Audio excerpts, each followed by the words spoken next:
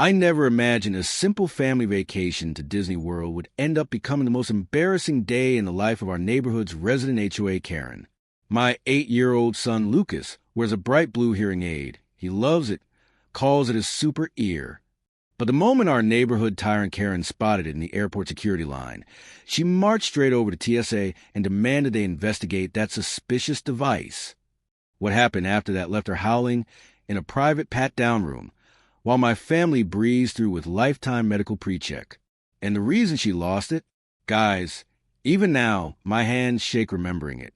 We live in Oak Ridge Estates, one of those neighborhoods where Karen treats the HOA presidency like royal authority and prowls the streets as if she personally owns all of them. She's the same woman who fined us $50 because Lucas's sidewalk chalk drawings were too bright and disruptive. So when we ran into her at Orlando International, my stomach instantly dropped. We were waiting in the TSA line, Lucas holding my hand and babbling excitedly about finally meeting Mickey. His little blue hearing aid glowed behind his ear like a jewel. Karen stood 2 families ahead of us, wearing her usual leopard print sunglasses, inside like she was filming a reality show entrance. Suddenly she spun around, squinted at Lucas, and I swear her eyes zeroed in on his hearing aid like she had just spotted an explosive. She actually gasped. Then she power-walked to the nearest TSA officer and jabbed a finger in our direction. "Excuse me, officer. There's a small child with some kind of electronic device attached to his head. I'm deeply concerned for airport safety." My heart dropped. Lucas stared up at me, confused, and whispered, "Mommy, why is the leopard lady yelling at my super ear?" I kept my composure, but inside, I was boiling. The TSA officer, a tall, calm man named Marcus, asked us to step forward. Karen folded her arms, grinning like she'd just prevented a national disaster. Marcus crouched down to Lucas's height.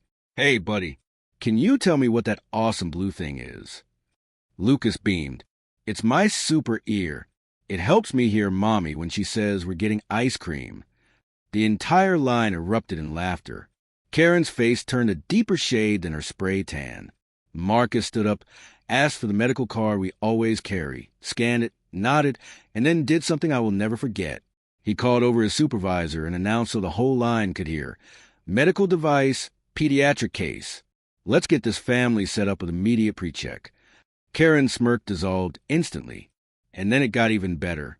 Marcus turned to her and said, "Ma'am, since you report a potential threat, we are required to perform a full secondary screening on the reporting passenger. Please step aside for a private pat-down." Her jaw dropped.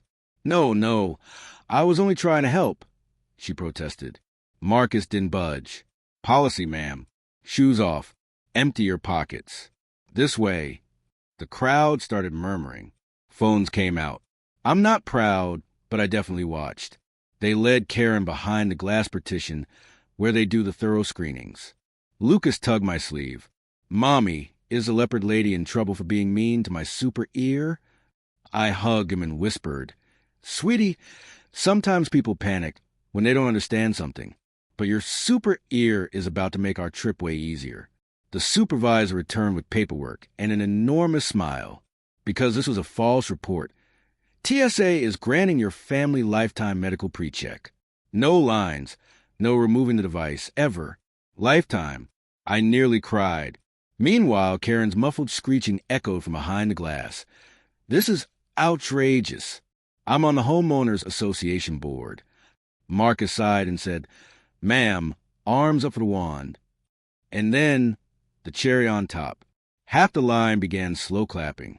A granny shouted, "That's what you get for picking on a child." Lucas waved at Karen through the glass and called, "It's okay, leopard lady." My super ear isn't scary. Her face was almost purple. We grabbed our bags and strutted through the PreCheck lane like VIPs. Lucas practically skipped the entire trip to the gate. But here's the kicker. Nobody yet knew the real reason Karen completely freaked out the moment she saw Lucas's hearing aid. And when TSA found what she was hiding in her carry-on, the entire terminal heard her scream. We were gliding through PreCheck like royalty, Lucas waving like he was king of the airport, when the PA system crackled, "Passenger Karen Whitmore, Gate C24." returned to security immediately for additional screening. Her name boomed across the terminal. People turned. Cameras came out. The energy shifted like someone had hit play on the ultimate revenge scene. Lucas tugged my hand. "Mommy, is the leopard lady going to miss Mickey?" I tried not to laugh when we heard frantic stomping behind us. Karen stormed down the concourse, red-faced, hair coming undone, dragging her suitcase like it was misbehaving. She spotted us and beelined straight toward me. "You!" she hissed, pointing a trembling finger. "This is your fault. They made me miss my flight." Miss her flight? Our flight hadn't even begun boarding yet. 2 TSA officers were running after her. One yelled, "Ma'am, you left the screening area before we completed the inspection." Karen ignored them, got inches from my face, and screeched, "Do you know who I am? I'm on the boards of 3 associations. I will ruin you." Lucas shrank behind me, clutching his Mickey hat. And then Karen did something I will never scrub from my memory. She reached into her purse and pulled out a giant pair of scissors. Airport illegal scissors. Gas filled the gate. Phones everywhere. She didn't lunge at us. She charged at the PreCheck sign like she intended to stab the word itself. If I can't fly, nobody can. Security tackled her mid-swing. The scissors flew across the carpet. She kicked and screamed, "They have special privileges." Because of that fake disability thing. I saw the card. It's fraud. One agent held her arms firmly, while the other slapped cuffs on her. Lucas started crying. I scooped him up, my heart hammering. Just then, the TSA supervisor from earlier approached, holding a clear plastic evidence bag. He looked at Karen, then at me, and announced loudly enough for the gathering crowd, "Ma'am, you reported a child's medical hearing aid as suspicious. Then you tried to sneak concealed scissors past security after your pat-down. And now we've found this in your carry-on." He held the bag high.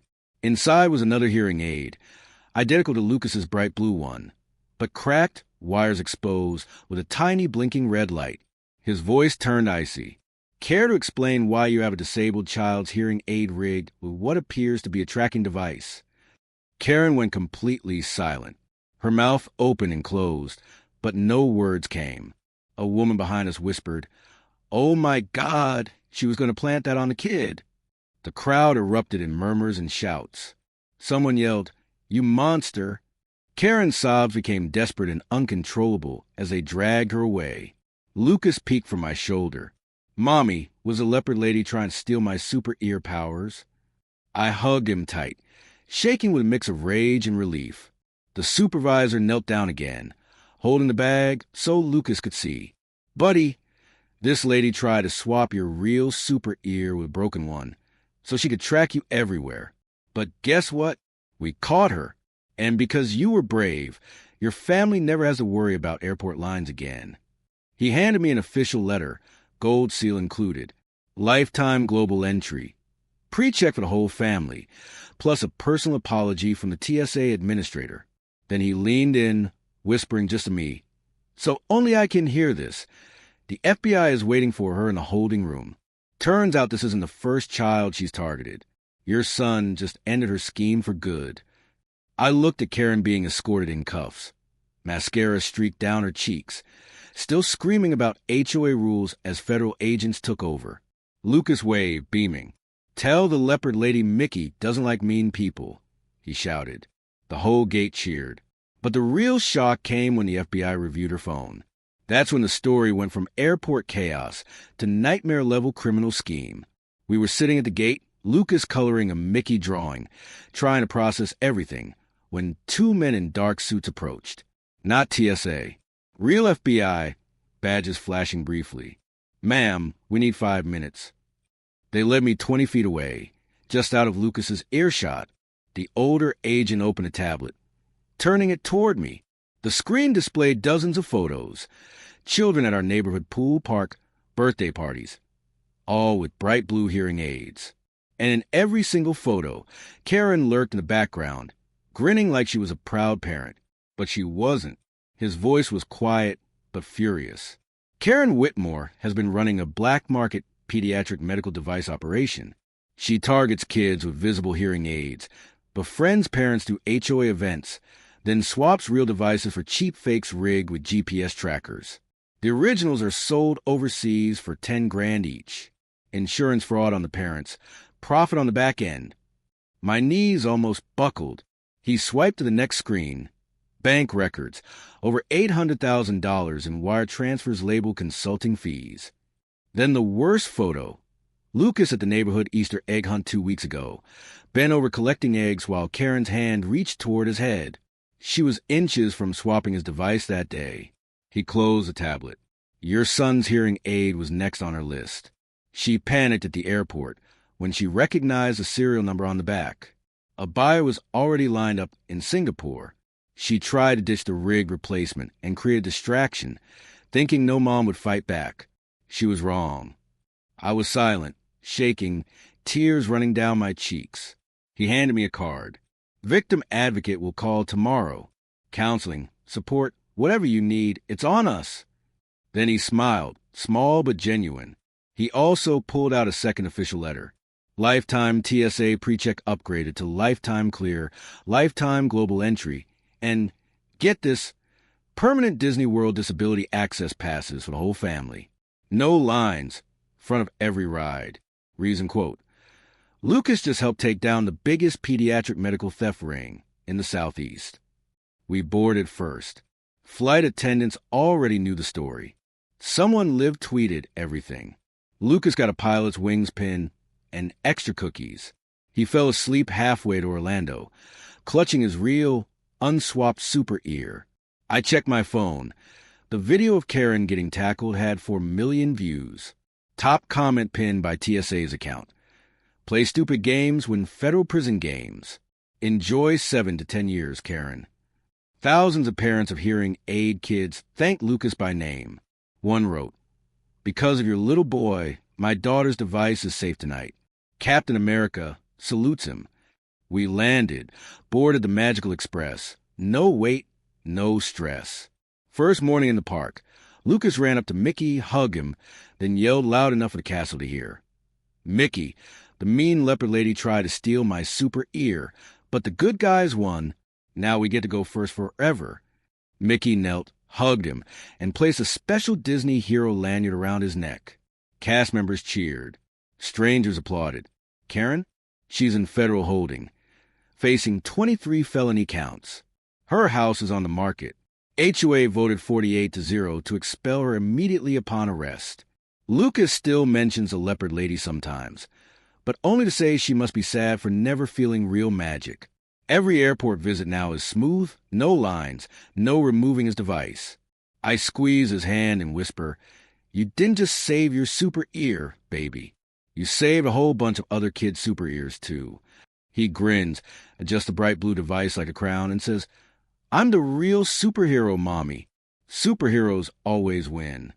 Moral: never mess with a child's hearing aid in front of their mom at the airport, because sometimes the universe delivers magical karma with lifetime fast passes and a federal takedown on the side. Thanks for watching, everyone. Hug your little heroes tonight, and maybe wave at TSA agents. They made this ending possible. Don't forget to subscribe and hit the bell for more dramatic HOA stories. Justice is only getting sweeter from here.